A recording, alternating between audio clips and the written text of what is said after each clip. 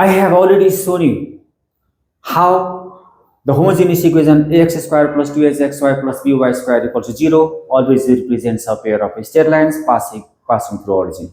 Now I am going to show you how to find the angle between the lines represented by the homogeneous equation. Here we have ax square plus 2xy plus by square equals 0. How to find the angle between the lines represented by the homogeneous equation? So first of all, we have to write here, we have, not to forget to write we have, and let this is equation 1, right?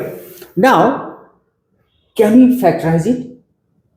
I think it's not possible to factorize, right? Because the values of a, h and b, we don't know. So when we cannot factorize the equation, then we are going to let the separate equations. So let, we can write here, let the separate equation, the separate equations, equations represented by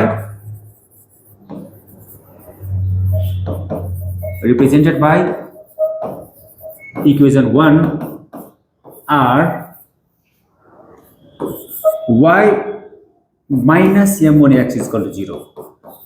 Of course, you can let, because y minus m1x is equal to 0 means y equals to m1x, and y minus m2x is equal to 0. These are the separate equations. So now we are going to combine them. So combining them,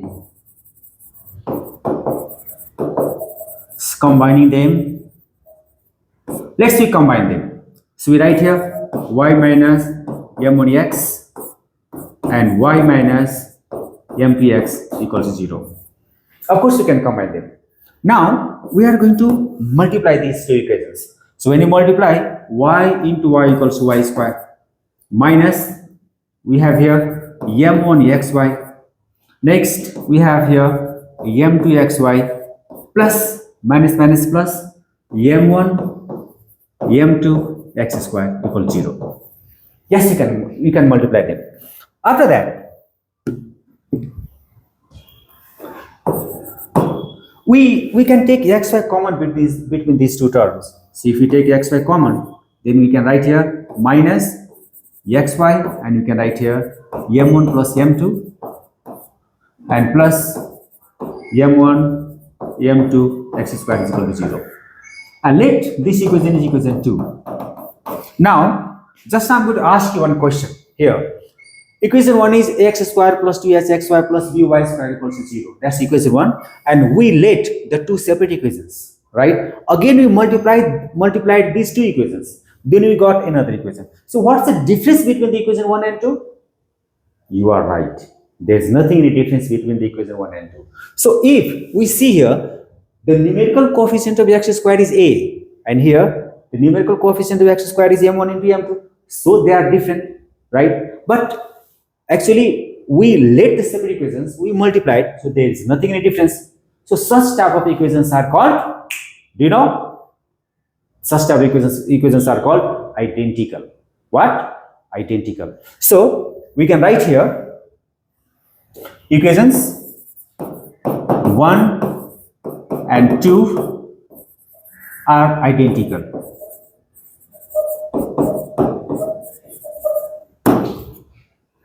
So all of you have seen the meaning of identical equations. Once again, I am going to give you one example. We can write here x minus 2y plus 4 is equal to 0. This equation. And now another is that 3x minus 6y plus 12 equals 0. Both equations are identical, right? So if the equations are identical, what happens? Let's check here. Here the numerical coefficient of x is 1. Here is 3.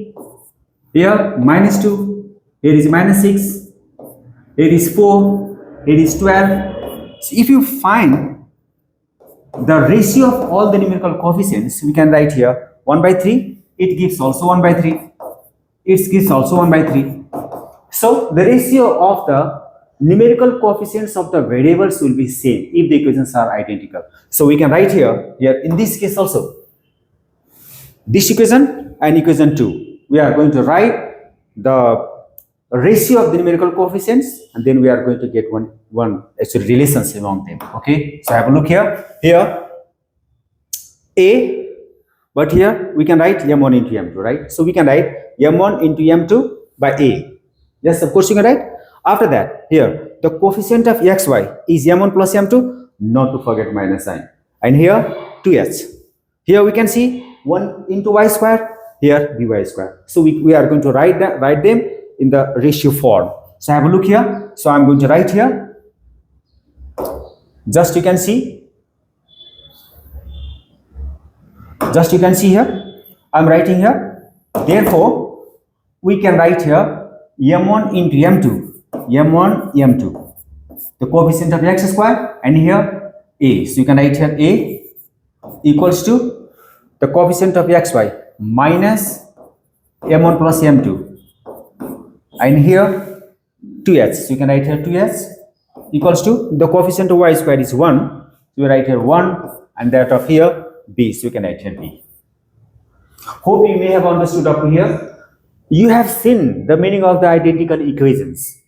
So if x minus 2y plus 4 equals to 0 and 3x minus 6y plus 12 equals 0, these equations are identical, and we can check by this basic concept here. 1 by 3, of course there is 1 by 3, minus 2 by minus 6 means 1 by 3, here 4 by 12 is also 1 by 3. So we have here equation 1 and equation 2. These equations are also identical. So if the equations are identical, we can write the numerical coefficients of the variables in the ratio form. So we are going to write here, just you can see here, x square, the coefficient of x square is m1 dot m2. So we can write here m1 m2. Here a, so you can write here a equals to here m1 plus m2 is the coefficient of xy, but not to forget to minus sign. So it is minus m1 plus m2, and here coefficient of xy is 2h, so we can write here 2h, and that should be equal to here coefficient of y square is 1, so we can write here 1, and that of here y square is b, so we can write here b. So we have these three equations. So now I am going to teach you how to get the equations. Now have a look here. So when we choose first and last, just look here, first and last. So a into 1 is a. Sorry, yes, a into 1 is a. So we can write here, therefore, m1 dot m2 equals to a by b. Of course, you can write a by b, right? And look here, when it choose these two, right? So there's a minus sign also. So we can write m1 plus m2 equals to minus negative value and 2h by b. 2h by b. Right? I hope that all of you are understanding. Now we have the value of m1 dot m2 and m1 plus m2, but we don't have the value of m1 minus m2. So there is one identical. Another identical we have here, that is a minus b equals to under root a plus b whole square minus 4ab. It's confused from where it has come? Listen carefully. A plus b equals to what? A plus b equals to, just you can see here, a plus b equals to here a square plus 2ab plus b square minus 4ab, and now after that plus 2ab minus 4ab, it becomes minus 2ab plus b square, and a square minus 2ab plus b square gives us a minus b whole square. There's under root sign also, so we got here a minus b only, right? So a minus b equals to a minus b. It means this identical is true. So we are going to use this only here. So after that, then m1 minus m2, right? From here we are going to find out m1 minus m2 equals to under root m1 plus m2 its whole square minus 4 m1 dot m2. Look at this identity here, same thing, same relations. The question comes here, why got the value of m1 minus m2? Because remember, in the previous video I have already made one video, the angle between the lines tan theta equals to plus minus m1 minus m2 by 1 plus m1 into mt, isn't it? So we have to find out here m1 minus m2. So now let's put the value here. m1 plus m2, we have already its value minus 2h by b. So we write here minus 2h by b and its whole square minus 4 m1 dot m2 we have here a by b, right? Now have a look here. Minus 2h by b, right? Its square is 4h squared by b squared, because square of negative is always positive. And now we have here 4a by b also. Let's take LCM. LCM is b squared. So when you take LCM b squared, we'll get here 4h squared minus here b square and b. So we can get here 4ab. Can you take 4 common from the numerator? Of course you can take. So let's take 4 common, right? So we can take 4 common there. So we can write 4 by b squared, and inside the bracket we'll have h squared minus ab, right? There's under root sign, so square root of 4 is 2 and that of b squared is b. So we can write here 2 by b under root h squared minus ab. Not to forget, this is the value of m1 minus m2, right? Now after that,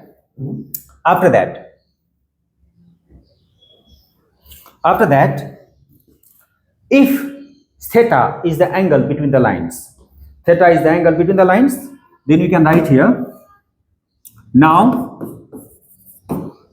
tan theta equals to plus minus m1 minus m2 by 1 plus m1 dot m2, right? This is the formula, isn't it? Plus minus, not to forget that. Now we are going to put the value. There's a plus minus m1 minus m2, we have already its value, right? That we have 2 by b under root h squared minus ab over 1 plus m1 dot m2. So m1 dot m2, yes, all of you know this value of m1 dot m2. Just I'm going to show you here, value of m1 dot m2 equals to a by b, right? So just we are going to put here the value of m1 dot m2, right? So value of m1 dot m2 is equal to what now? A by b. Correct? Okay. After that, there's a plus minus. So we write here 2 by b under root h squared minus ab as it is. And let's take b LCM here. So we can write here b plus a by b. Now we can easily cut b and b. Now therefore we have here, tan theta equals to plus minus, this is twice under root h squared minus ab by a plus b. This is the value of tan theta. But if the angle is asking, then angle is theta only, not tan theta. So we can write here, very easily we can write here, right? We can write here, therefore theta equals to tan inverse plus minus twice under root s squared minus ab by a plus b. Now so there are only 2 conditions. When the lines are parallel, then what happens? And when the lines are perpendicular, then what happens? Now I'm going to teach you, I'm going to show you here when the lines are parallel. Okay, just you can focus here only. Okay, theta is equal to this or tan theta is equal to that part. So next one is that when case 1, you can write here case 1, when theta is equal to 0 degree. What happens? When theta is equal to 0 degree, we can write tan 0 degree equals to plus minus twice under root h squared minus ab over a plus b. And the value of tan 0 degree is 0. Yes, all of you know. So 0 equals to plus minus twice under root h squared minus ab over a plus b.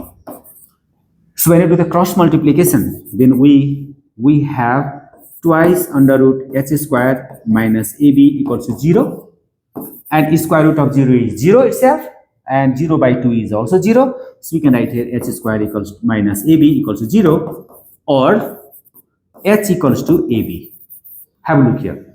H square equals to ab, right? H square equals to ab. Okay, so this is the condition of parallel. And we cannot say here parallel, we can say coincident. You may ask me, sir, what does coincident mean? I'm going to explain it, okay, in very short. Okay, it's not so hard. Actually, when the two lines are parallel, if there is a distance between the two lines, then we can say they are parallel, right? But if both the lines are overlapping on each other, here let's see, overlapping. Okay, here one is AB, another is AC. Here overlapping. So in this case, we can say AB and AC are coincident. In this condition, both the lines are passing through origin and they are parallel. So is it possible to be parallel and passing through the same point? No. So under this condition, we can say it's coincident. So we can write here which is the condition of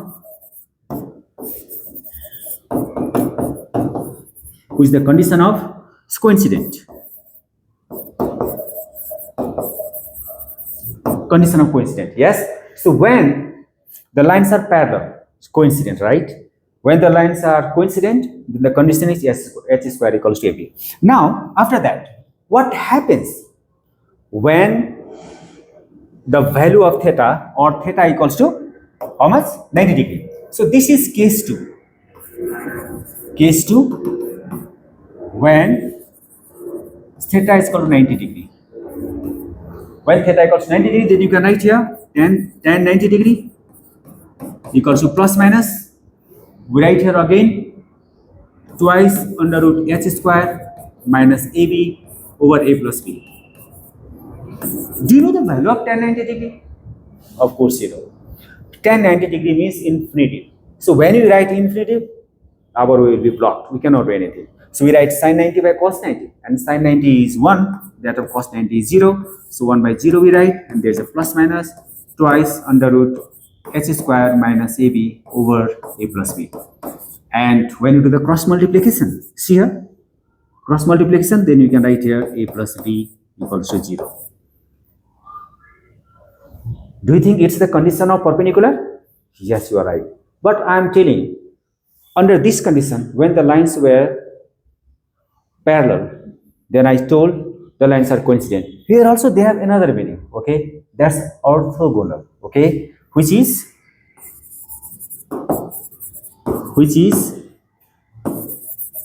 the condition of